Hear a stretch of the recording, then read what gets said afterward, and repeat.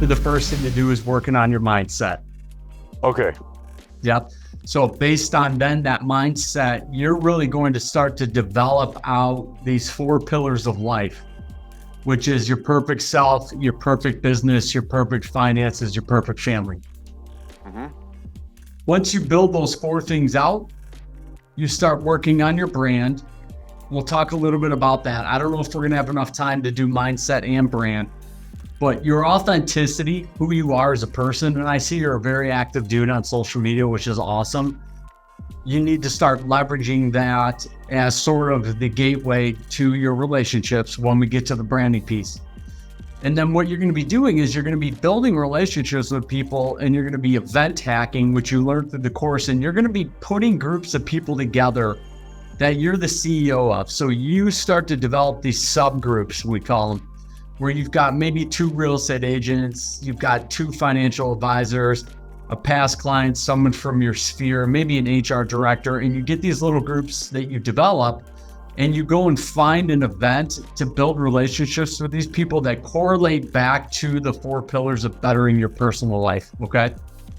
Because what that's going to do is that's going to self-develop yourself while you're getting to know people and while you're developing relationships, so that it's a win-win on twofold. 1, you're working on yourself, and 2, you're actually putting into their mind that you're out there to better them. Make sense?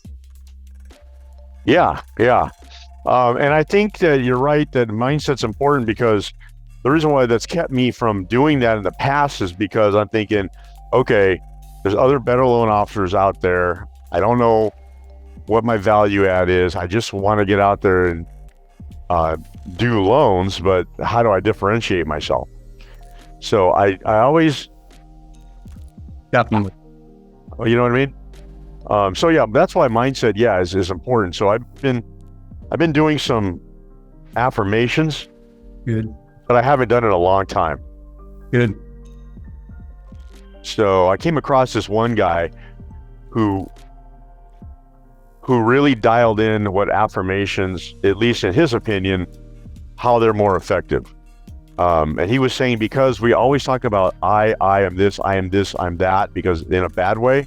Yeah. He said to do affirmations as far as saying you are this, you are that, and the subconscious mind's picks up on that differently than our negative self-talk. So anyway. Yeah, is that Joe Dispenza? No, actually, you did send me that link, and I want to look at that. Dude, that's a great one, man.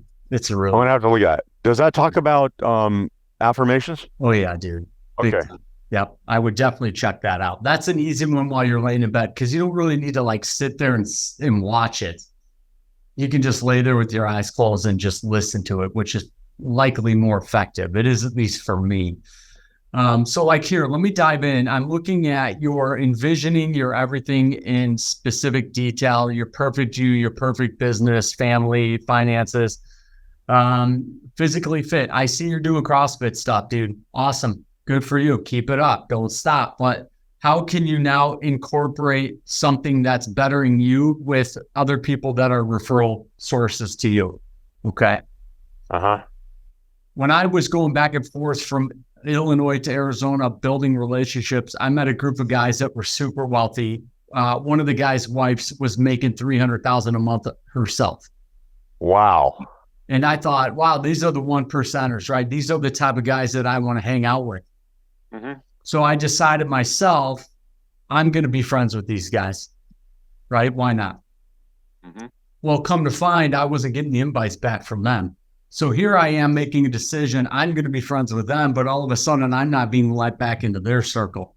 We hung out once, we went golfing, we had dinner, had a really good time. We all hung out, had a bunch of good laughs. But then I'd see them out and I'd say, hey, we got to hang out soon. And they'd say, yeah, anytime, man. Then I'd invite them and nothing ever came to. I finally took a step back and I assessed what was going on. I looked at the guys in the group. I checked out what they did for work. They all did commercial banking, they were all on the commercial side of business. One guy was a banker. The other guy was tenant build out and improvements. One guy was electrical, permitting, design, all that stuff. So essentially what they were is they were a hub of people that provided services to each other. It was almost like all of their services created a job or a company that nobody had ownership in, but they were all working with each other. So I realized I couldn't impact their bottom line. But then what that did for me is it said, why am I doing anything in life with people that I can't impact their bottom line? And when you make a shift, a transitional shift in your business to helping people and making their lives better, in your business realm as a loan officer becomes more about making people money than that of a solution-based mortgage loan outlet, you will start to see much stronger relationships, bigger dividends and yields coming off those relationships. Okay.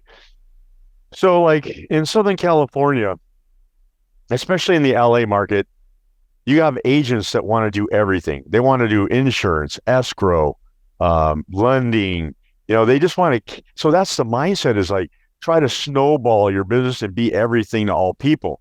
But I think what you're saying is don't do that. Specialize in what you do, and then how that can help other people grow and make money. Yeah, the benefit of being able to do everything for everybody is that you've got a way to basically earn revenue on every step of the way. The problem with that is there's no relationship and client sharing. Mm-hmm. So you become an expert at everything. You have nobody else to get business from. Right.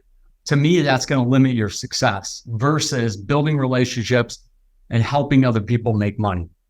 And to be honest with you, that's where I thrive. I enjoy building relationships. I don't want to be an island to myself. No, you will. That's lonely. You know what else is lonely is being too narrow focused on real estate agents, because you can't necessarily build. And I did this in 2018. I had 253 real estate agents I was working with, in a list of agents that would take a meeting with me at any time I wanted, of over 350. Okay. And when I found out in 2018, when I was the top producer at my last company, I was working 12-hour days and I could not stand my life. I hated it. Wow. And then when I got done with work, I'd go home and be a completely different person. So the problem was I became too narrow focused on real estate agents. And all I did was follow a lot of these other coaching programs, which is bang the phones, find as many real estate agents as you can, get as many deals in the door. And what happened is I didn't feel successful unless I was closing deals, which is the wrong attitude. You need to become successful at building relationships. That's your job. When you get a new relationship and you know that they're a good fit for you, that's a success, not the deal, because the deals will come. Second to that is I only focus on real estate agents. 85% of the people in that mix, they treated me like a loan outlet. So I was at the beck and call of them. I was working nights, I was working weekends, and I was doing barely $50 million a year, working 12-hour days. And I have 14 real estate agents right now that give me 40 deals a year. That's more than enough in the real estate agent world. The rest of my time is on those other 6 segments that you're going to learn going through the course. Yeah. You've got structure in your day, and you've got these 7 segments that you're always building on. What happens is when the market shifts, you naturally start to get busy in a different area. So I'll give you an example. In 2021, when rates were creeping up and home buyers were dissipating, all the other loan officers went out and chased real estate agents. They're still doing it today. I started getting really busy with financial advisors. So what I do is I compress my consistent weekly workflow in a couple hours a day. So from about 8 o'clock to 10 o'clock, Monday through Friday, I'm working on those 7 segments religiously on theme days, time blocking. From 10 o'clock on, right now, I'm chasing all financial advisors. Now, I'm starting to get busy with cash out refinances. I'm seeing a little bit of debt consolidation. So one of the days out of the 5 days of the week, I'm going to start calling past clients. And as that gets busier, that might become 2 to 2.5 days. But if my past clients are busy with refinancing for debt consolidation, but I'm still getting good business from financial advisors, I'll split that up 50-50. I'll do a day on and a day off with clients, and then a day on and a day off with financial advisors, or however I structure that. Now, financial advisors don't work on Fridays. That's a great day to call clients. Okay. Oh, wow. I didn't know that. Yeah, which is awesome. They don't work Fridays. They don't work weekends. Financial advisors have sales assistants that do all their paperwork. So the minute you involve another team member, those clients are already accustomed to dealing with more than one person. Okay. It's really easy to deal with those clients, and they have money.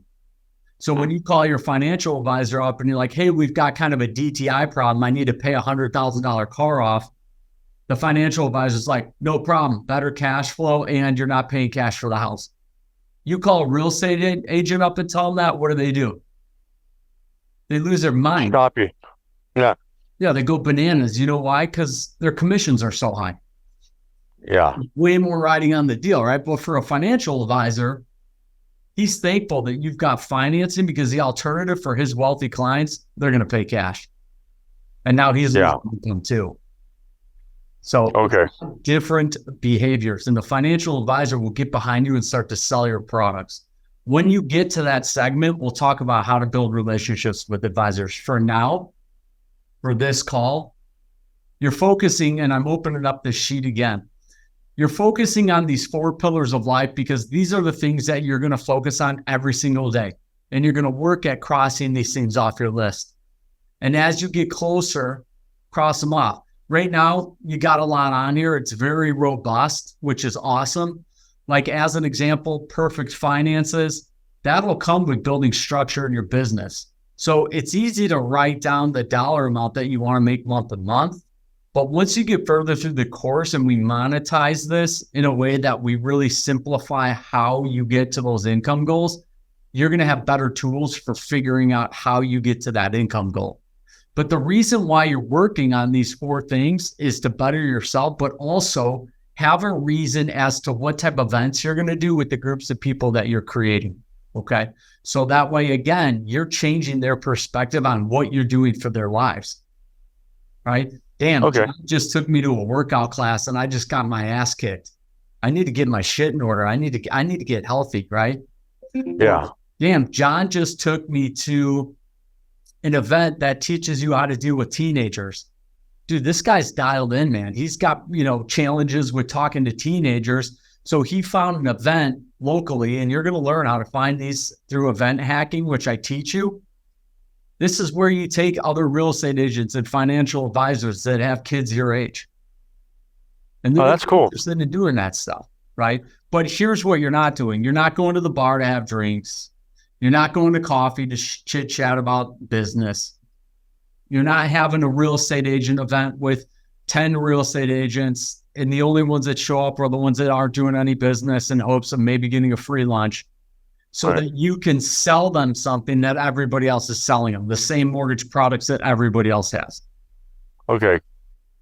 You're getting a group of people together because you've got commonality, and you're going and doing something that deepens your relationship. Then when the event is done, follow up a couple of days later and say, hey man, what'd you think of that event? Oh, it was great, blah, blah, blah. Awesome. I got another one coming up in a couple months. I don't have all the details yet, but are you down to keep going? Yes, I am. Awesome.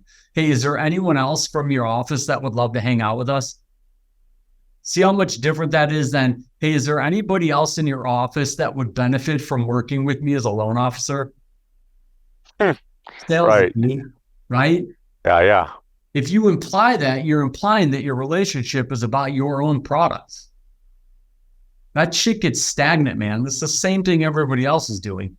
Yeah, definitely. If you're changing these people's perspectives on what they need to do with their lives and their life, your personal development goes through the roof, dude. Yeah, and as I'm hearing you talk about this, it's like so foreign to me that I don't even know where to start, but I like it. I like what I'm hearing, because that's what I've always wanted, is something deeper than just a loan. I'm your loan guy. I just do mortgages. I like the relationship aspect of it. The definition that you have for yourself is, hey, I'm John. We got a lot of shit in common. Oh, and by the way, I do mortgages. That's what it is. Right. Now you're going to navigate through this process, but the total intention of what we're doing as a global kind of approach to your business is, one, you're making sure that the events you're doing is bettering yourself and opening up the perspective that other people should have on their self.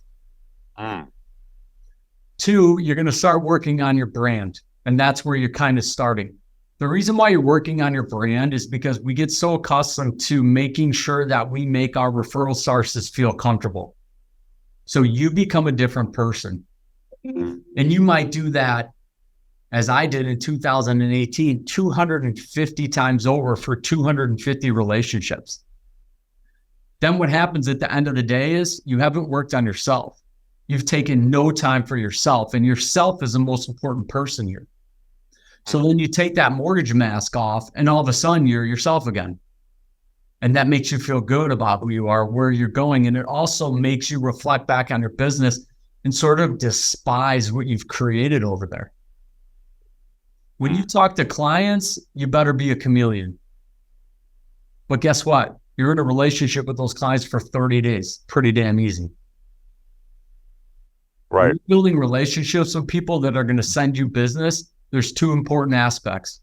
One, they better like you for who you are. And if they don't, move on, because there's a shitload of people out there. And I guarantee you will find the people that are going to love who you are as a person. And if you're making them money on the back end and you're focused more so on making them money with your mortgage products, but tailoring a little bit different, if you're making them more money, they're going to want to hang around you. Okay. So the purpose of becoming your authentic self and your brand is really ripping off all of these disguises and being who you want to be and being who you should be and letting people like you and love you for that. And then once you know there's a barrier to entry and you know you can see value in that relationship, then you organically grow by doing events that have to do with bettering yourself. Okay. So the 4 pillars of life that you've written down, those are things you're focusing all the time. And those are things that you're inviting other people to do, because when you become your brand and you are your authentic self, they will fit into more than one of those brackets. And now you just come into that. So because personal brand is foreign to me, I want to get there. What does that look like for you? So I can have like an idea of what a brand should be. Great question, dude. I have four older sisters and I have 3 daughters. Okay. The last thing I need in my life are more female real estate agents. Okay. Yeah. I'm at my capacity, dude. So the majority of the real estate agents I work with are males, 95%. Cool. Get along with them better. We have more in common. There's more things for us to do. The relationship is so much easier. Okay. In conjunction with that, I know that I get along with younger men and older men far better than I do men my own age. Interesting. A lot of guys my own age, there's many that are successful and we get along. The ones that are my age that aren't the breadwinners, or I'm a sole income earner for my family. Okay. When I meet other guys, usually it's 50-50. Right? Or sometimes the other guys aren't the breadwinners. There's a lot of animosity between us. So I tend to just stay away from referral partners that are the same age as me. Okay. I like golfing. I like shooting. I like snowboarding. I love going on trips with friends. So those become the things that I try to work on. When I look at personal finance and development, I love building businesses, developing businesses. That's part of what I do. I love building luxury homes and selling luxury homes. That's another something that I do. So when I meet financial advisors or real estate agents or other people that correlate to that, when I'm doing certain events, I might be looking for something that has to do with like financial wellness or utilizing technology for financial wellness. And I find these classes and we go to them. I love cooking, dude. So, and that I don't know a single person that's in my network that doesn't love to eat. So I'll do a cooking class, man. Dude, that's awesome. I like that. But I'm doing it with people that I want to be friends with, because honestly, if you did a cooking class for 50 real estate agents, the turnout's probably going to be awesome. I got a question though. Do they bring their wives or just the guys come? On the trips, On the cooking classes? I just do the partnerships. Yeah. But if you've got a really tight relationship with your wife and she can work the room and build relationships with you, then you should absolutely have their spouses there. Yeah, because I have a girlfriend who's highly educated and great networker, and I thought she actually told me, "Hey, I want to be involved in networking. I think I can help you." I'm like, "Dude, that's awesome." So you should be having conversations about the importance of the structure that you're learning right now and how you want to use that to your advantage. And when you get to the event hacking section of the course, you and her can work together integrating that into your business. And if she's really good at building relationships, absolutely use her, man. Absolutely. Okay, cool. Yep. All right. Because right now, man, I would just tread lightly, maybe 1 out of 4 she's involved in. Sure. Instead of every. Now, what would you do if you were in my situation where, okay, you've just closed a sizable business, so you got a buffer, but you have no leads, nothing going on right now. The agents that you were working on are just kind of, now it's the end of the year, they're starting to just fade away. It's not even the end of the year yet. What would you do if you were me to just get that pipeline going right away? Yeah, you need low hanging fruit. Yeah. Do you do home equity line of credits? Do you have a problem? Yeah, definitely. Are they fast and easy and profitable? Yeah. Here's what I would do. I'm already starting to see this question come up a lot in coaching, and I see a little bit with my clients. I would send an email to your existing database and say, "Hey, we're doing like an annual review of your current situation, your current household situation. If you're interested in having a free analysis, whatever, design that to be catchy enough to get them involved." And I'll give you an example of what I would do. But I would ask your clients for a copy of their mortgage statement, all their credit card statements, car statements, and student loans. Okay. And we'll get there in a minute. So if you look at today's rate of 7.5%, and you amortize that out over 30 years, every $10,000 costs $70 a month right now. Okay. So what I would do is send an email and say, "Hey, if you have $10,000 in debt and it's costing you more than $70 a month, we should be talking about a debt analysis review." Oh, that's pretty cool. Right? If you've got $20,000 in debt and you're paying more than $140 a month, which is $70 twice over, you follow me? Mm-hmm. We should I'm writing it down. Conversation. And I would tier it from 10, 20, 30, 40, 50, 60, 70, 80, 90, $100,000 in debt. And I would just go $70, then 2x, 3x, all the way up to 10x. Because if you have $100,000 in credit card debt and you're paying more than $700 a month, then we should be having a conversation and we should be figuring out if there's a better approach to your debt. I like that. Not we should be refinancing, not this, and that. You're not saying if your credit card debt is at 9% and your cars are at 6% and your student loan, whatever, you don't talk about rates with people. They don't correlate it. Nobody knows, nor do you. If you open up your wallet, you have no clue what your interest rate is on any of your credit cards. Right. I'll take a guess, but you probably know what your payments are. So what you do is, you don't need to get on the phone with these people. You need them to send you the information. So you want them sending you mortgage statements, credit card statements, car bills, student loans. And you're going to do two things. You're going to add up all the debt and you're going to add up all the payments. Now, do you know how to reverse engineer a mortgage calculator? I have one. I used to belong to, I have one. You can take, let's say all their debt adds up to $700,000, including their mortgage. Mm-hmm.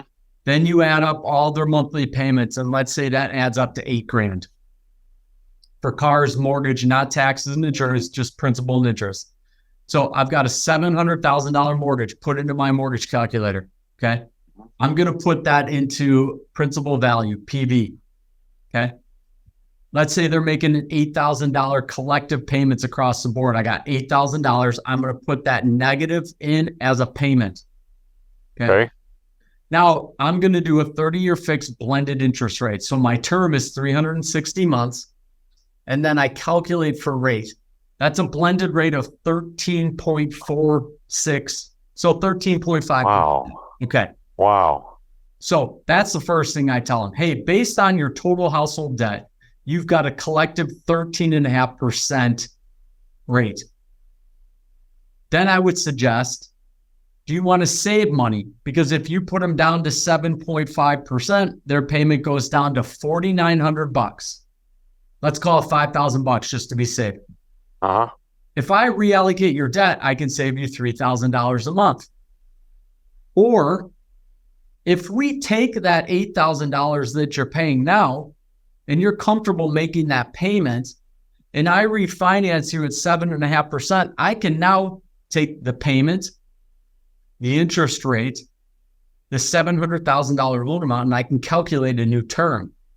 I can hit the term button, and that's 127 months. If I divide that by 12, that's 10 years, 10 and a half years. So one, I can save you $3,000 a month.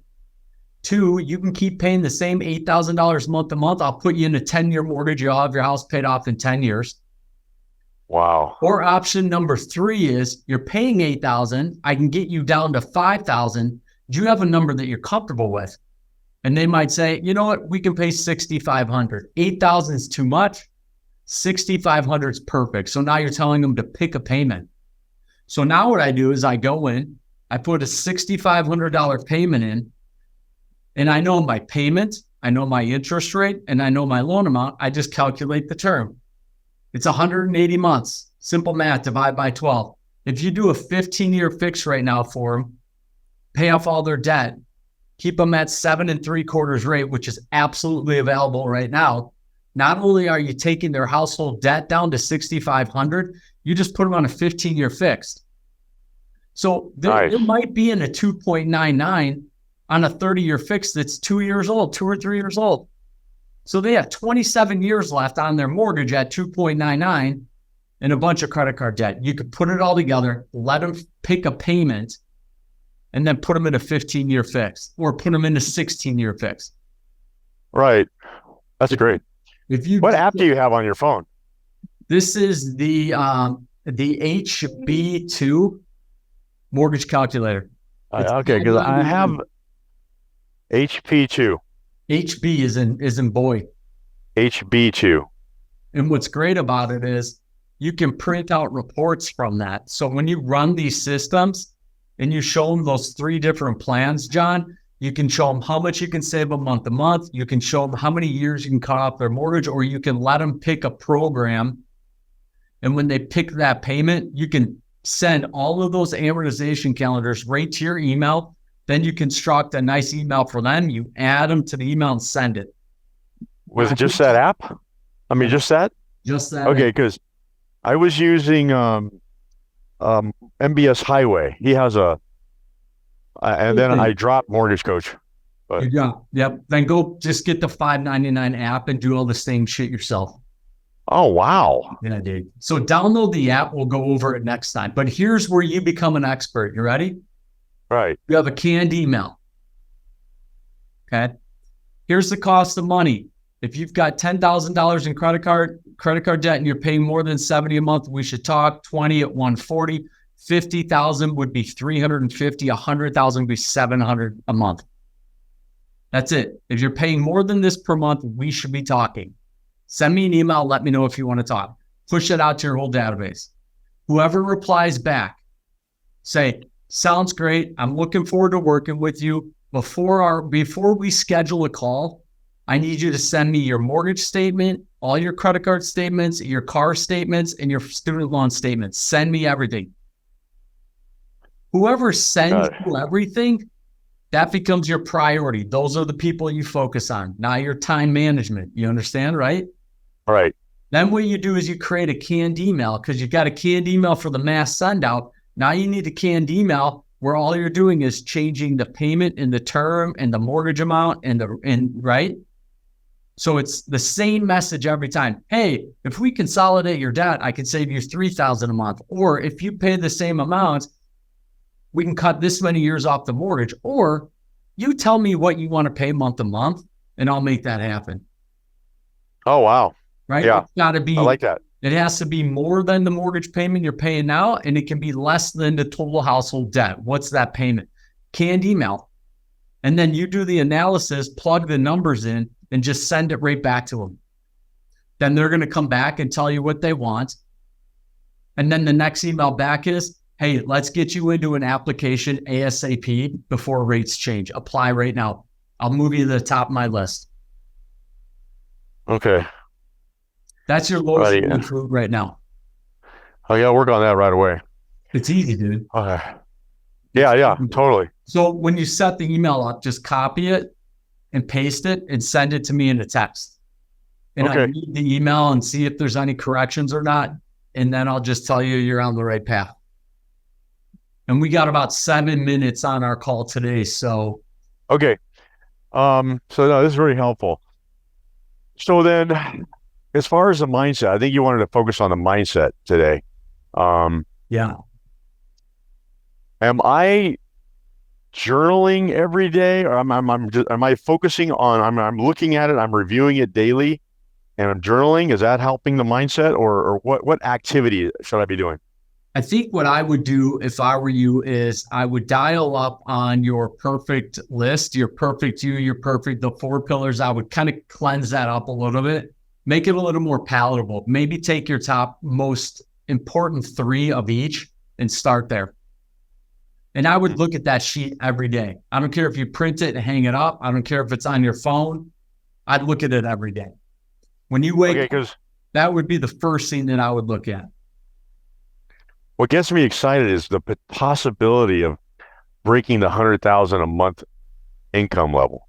I've done 50, but I've never been able to hit 100, which is only almost 9 or 10 loans a month. When you get into you're not quite there. So your mind's taking you in the right direction, but you need to pull back and hone in more and really absorb what you're going through here in these stages. Right. You're going to get into the process where we dissect that business and how you get to those numbers quickly. And you're going to see the way that we break it down, the way that I break it down and put you on that path. You're going to see that much more obtainable than maybe the way you're thinking about how to get there today. I know. I feel so overwhelmed, but I'm really glad that I came across your program because it seems like it's a possibility for me now. Before with the other programs, like the 40 calls and everything like that, it just seemed way out of my ability or capacity to reach it just doing that. But the way you have it, it seems like it's going to be fun to build those relationships. This is a business model, man, right? This is long-term business growth. Banging out the phone and making 40 calls a week, all it does is opens up the gateway to letting, no disrespect, assholes into your business, dude. Who the fuck wants a deal from somebody that's going to be a prick? Right. Dude, you got to be selective. So you're going to learn how to get your mind in check, leverage your authentic brand as the gateway as to who's allowed to become friends with you. Then we're going to build out 7 different segments that you're getting business from. So when the market shifts, you just randomly start getting busy somewhere else. Then we're going to teach you where to find these people, how to find them, how to build relationships with them. Then we're going to teach you 8 different touch points that you use to build relationships with them. Okay. And once the relationship is built, then you're going to add them to a CRM. We even provide this CRM. And what we do, once you know that they're a good fit for you and you have a relationship, you ask them, hey, I want to add you to my CRM. I want to teach you how I can help you make more money. All you do is plug their data into an intake form and they fall right down the funnel that's branded to you. And it teaches them everything that you do to make them more money. So A real estate agent goes through a different journey than a financial advisor. HR directors at companies, everybody goes through a different funnel. You're not quite there in the course, but you'll get there quickly. Cool. When you drop into that funnel for financial advisors, we're teaching them how to keep more assets under management. So I'm going to leave you with one thing, and then our call is going to end. Mm-hmm. Okay. Anthony, and as will you at some point, I can financially engineer a mortgage with 5% down, buying out a PMI, and paying discount points to pay less interest over 30 years versus 20% down at a fair market rate. So think about that. You can put 5% down and pay less interest on your mortgage than 20% down at a fair market rate. Talk to a financial advisor about that. You run the amortization schedules on that app that we talked about. You email them the side-by-side comparison. That guy's your sales guy for the rest of your career. Oh, wow. Then we talk about reverse mortgages. Then we talk about bank statement loans. Then we talk about 1099 docs. We talk about DSCR. Then we introduce all the other non-QM stuff that he doesn't know about because he's used to dealing with tax returns and clients and normal qualifications. And we open up his mindset based on creative case studies of how we've helped other people get a mortgage when they thought they were cash. Wow. Now you deepen the tools that he has in his arsenal to sell to his clients on your behalf.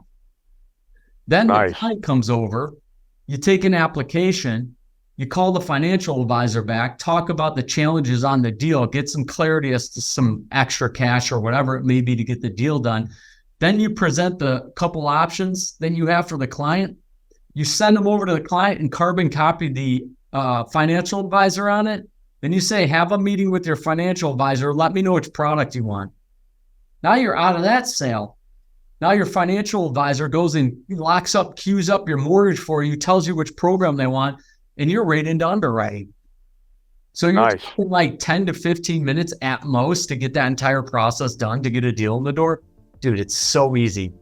It's so easy. Cool. Everybody's overcomplicating it. Looking forward to it. So if you were already embedded in this model and you had been doing it for a while, you would already be busy with financial advisors right now with deals coming in the door. Not a ton, but definitely more than a couple. And you would already start to see past clients getting a little busy with requests for refinances. Okay. All right, man. Well, thanks. Thanks, Coach.